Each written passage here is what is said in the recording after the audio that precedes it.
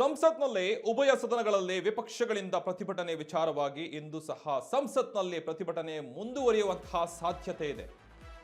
ಹಾಗಾಗಿ ಇವತ್ತು ನಡೆಯುವಂತಹ ಸಂಸತ್ನ ಉಭಯ ಸದನಗಳಲ್ಲಿ ವಿಪಕ್ಷಗಳಿಂದ ಪ್ರತಿಭಟನೆ ವಿಚಾರವಾಗಿ ಇಂದೂ ಸಹ ಸಂಸತ್ನಲ್ಲಿ ಪ್ರತಿಭಟನೆ ಮತ್ತೆ ಮುಂದುವರಿಯುವಂತಹ ಸಾಧ್ಯತೆ ಇದೆ. ಹಾಗಾಗಿ ಬೆಳಗ್ಗೆ 11 ಗಂಟೆಯಿಂದ ಕಲಾಪ ಮುಗಿಯುವವರೆಗೂ ಸದನದಲ್ಲೇ ಇರಬೇಕು ಅಂತ ಹೇಳಿ ತನ್ನ ಎಲ್ಲ ಸಂಸದರಿಗೆ ಸೂಚನೆಯನ್ನ ನೀಡಿರುವ ಭಾರತೀಯ ಜನತಾ ಪಕ್ಷದ ಹಾಗಾಗಿ ಈಗ ಸದನದಲ್ಲಿಯೇ ಇರಬೇಕೆಂದು ಸಂಸದರಿಗೆ ಸೂಚನೆ ನೀಡುವ ಮುಖಾಂತರ ಬಿಜೆಪಿ ಧರ್ಮೇಂದ್ರ ಪ್ರಧಾನ್ ರಾಜೀನಾಮೆಗೆ ಒತ್ತಾಯಿಸಿ ವಿಪಕ್ಷಗಳ ಪ್ರತಿಭಟನೆಯನ್ನ ಕೈಗೊಂಡಿದ್ದಾರೆ.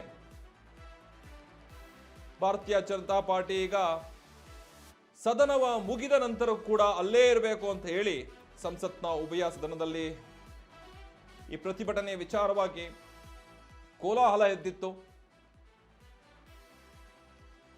ತಪ್ಪು ಮಾಡಿರೋ ತಪ್ಪು ಕ್ಷಮೆ ಕೇಳಬೇಕು, ರಾಜೀನಾಮೆ ಮಾಡಬೇಕು ಅಂತ ಹೇಳಿ ಸದನದಲ್ಲಿ ಇವತ್ತು ಮತ್ತೆ ಪ್ರಸ್ತಾಪಿಸಲಾಗಿದ್ದು, ಹಾಗಾಗಿ ಬಿಜೆಪಿಯಿಂದ ಈಗ ಒಂದು ಅಧಿಕೃತವಾಗಿ ಬೆಳಗ್ಗೆ 11 ಗಂಟೆಗೆ ಏನು ಶುರು ಆಗುತ್ತೆ ಕಲಾಪ, ಆ ಕಲಾಪ ಮುಗಿಯುವವರೆಗೂ ತಾವೆಲ್ಲರೂ ಅಲ್ಲೇ ಇರಬೇಕು ಅಂತ ಹೇಳಿ, ಹೊರಗಡೆ ಬರಬಾರ್ದು ಅಂತ ಹೇಳಿ ಈಗ ಭಾರತೀಯ ಜನತಾ ಪಾರ್ಟಿ ಸೂಚನೆಯನ್ನು ನೀಡಿದೆ.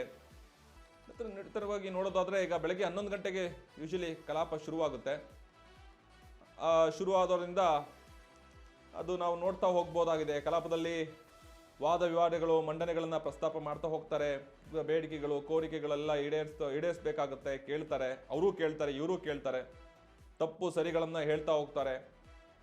ಈಗ ಆಲ್ರೆಡಿ ಅಲ್ಲಿ ದಿನಕ್ಕೆ ಹೆಚ್ಚಾಗ್ತಿರೋದ್ರಿಂದ ಅಲ್ಲಿ ಹೇಗಿದ್ರೂ 11 ಗಂಟೆಗೆ ಕಲಾಪ ಮುಗಿಯೋವರೆಗೂ ಸದನದಲ್ಲೇ ಇರಬೇಕು. 11 ಗಂಟೆಗೆ ಶುರು ಆಗುತ್ತೆ, ಮುಗಿಯೋ ತನಕ ಅಲ್ಲೇ ಇರಬೇಕು ಅಂತ ಹೇಳಿ ಈಗ ಭಾರತೀಯ ಜನತಾ ಪಕ್ಷ ಒಂದು ಆದೇಶವನ್ನು ಹೊರಡಿಸಿದೆ.